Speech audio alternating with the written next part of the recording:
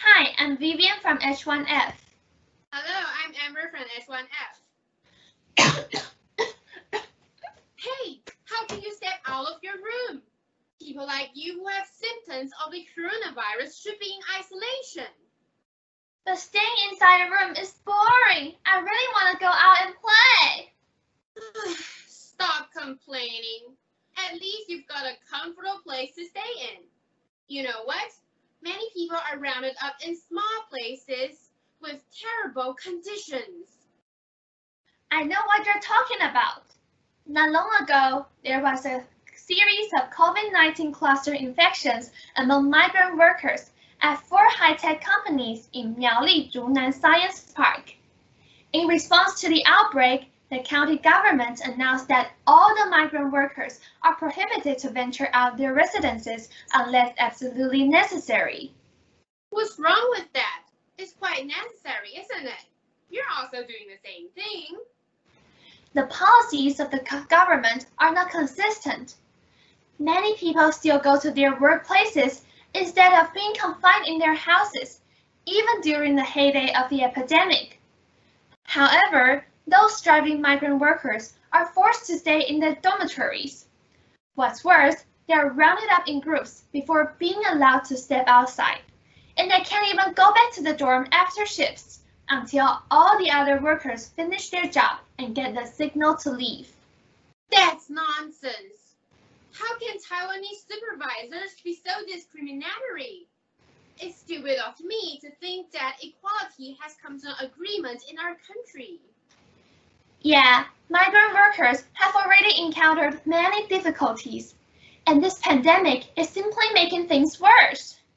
Wait, according to what you have said, were migrant workers have already been forced to face this predicament even before the pandemic? Of course, if you Google migrant workers' predicament, you will see how they have long struggled to survive in Taiwan. Let me see.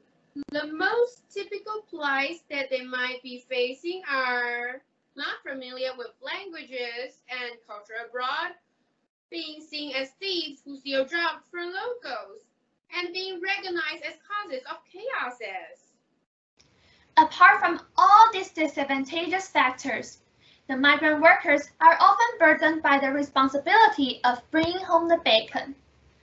Meanwhile, they still have to endure loneliness in countries where stereotypes and discrimination still exist.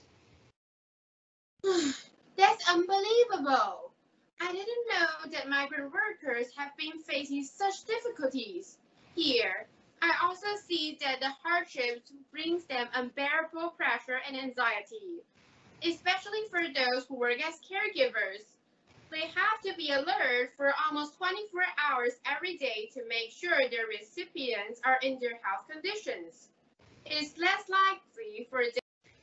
It is understandable that people become guarded when it comes to someone they are not acquainted with. It is just a bias they are omitted that kept us from knowing them better. In light of such circumstances, what can we do?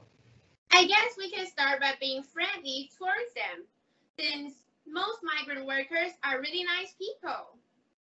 I suppose we can tell our friends about their predicament and call for more people to rip off the stereotypes we once put on them. That sounds like a great idea. Hey, I see that there's a non-profit organization called 140. It aims to end the vicious cycle of poverty of migrant workers through education. Also, it organizes campaigns that provide a platform for Taiwanese and migrant workers to know more about each other. What do you say we join them too? Sure, why not?